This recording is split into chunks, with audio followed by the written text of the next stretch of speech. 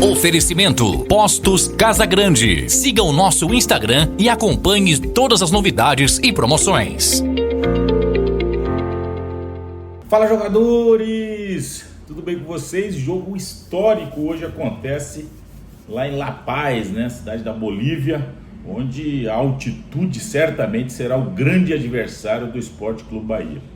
Depois de 35 anos, o Bahia volta a disputar uma Libertadores. É um ambiente muito maravilhoso, tenho absoluta certeza que os atletas, comissão técnica, enfim, principalmente depois da calorosa, né, recepção da torcida no aeroporto de Salvador ontem, o torcedor do Bahia é impressionante, né, como ela abraça esse time, como ela faz diferença nesses momentos onde, sem dúvida nenhuma, é um dia muito representativo para todos que vivenciam esse clube, essa história, essa camisa, essa mística do Sport Clube Bahia. Como eu falei, o grande adversário, sem dúvida nenhuma, é a altitude, né? O The Strongest tem uma retrospectiva maravilhosa diante dos adversários, independente do país onde é o adversário. The Strongest disputa a Libertadores desde 2012 ininterruptamente, portanto, um time tradicional nessa competição. Obviamente que nunca chega nas semifinais, nem quarta, dificuldade para chegar nessas fases, principalmente pela limitação, né, do seu elenco. É um time bastante limitado, não jogou oficialmente ainda esse ano, está só fazendo alguns amistosos. Tem um grande conhecido dos brasileiros, e meu particularmente, que é o Antônio Carlos Zago, um cara que eu tive o prazer de jogar junto, ser campeão brasileiro ao lado desse profissional. É um cara que utiliza muitos métodos do Vanderlei Luxemburgo, né, que é o seu grande mentor.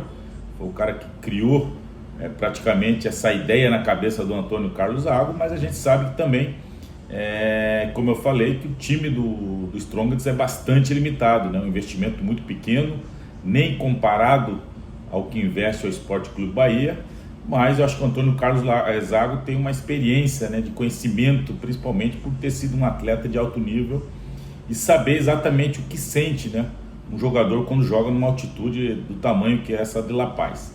Eu, particularmente, quando só joguei em Quito, né, que é 2.850, diferente dos 3.600, cada jogador encara de uma forma.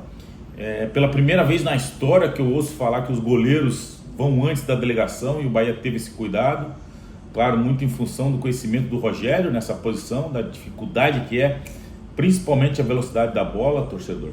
É impressionante como a bola anda mais rápido, né, como ela tem uma velocidade diferente do que a gente está acostumado aqui, e eu acho que esse tempo aí de adaptação dos goleiros pode ser importante.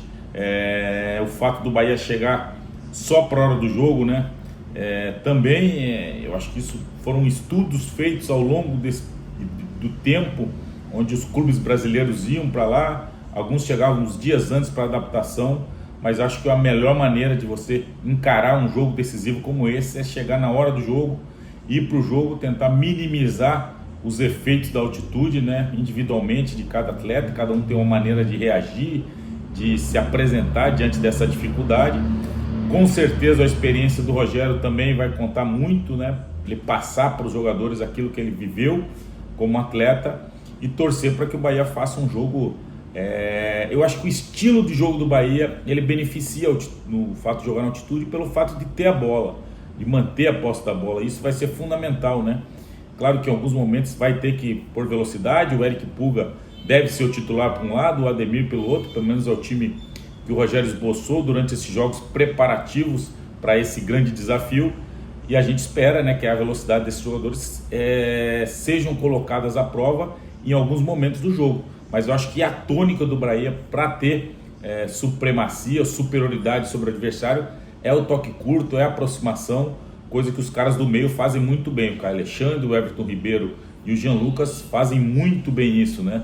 Tem um lado esquerdo com o Juba, ao lado direito deve jogar o Gilberto. Então, jogadores experientes, acostumados a desafios como esse, né, de decisivo, um jogo decisivo, onde o Bahia precisa ter essa personalidade, mas acima de tudo tentar manter essa posse da bola no seu domínio para não colocar muita velocidade, porque certamente os jogadores adversários estão mais acostumados principalmente com relação a essa velocidade da bola, que é totalmente diferente do que a gente está acostumado aqui no Brasil.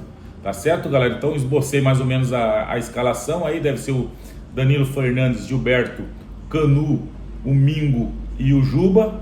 No meio campo aquele trio que a gente já conhece e se acostumou, Caio Alexandre, Everton Ribeiro e Jean Lucas.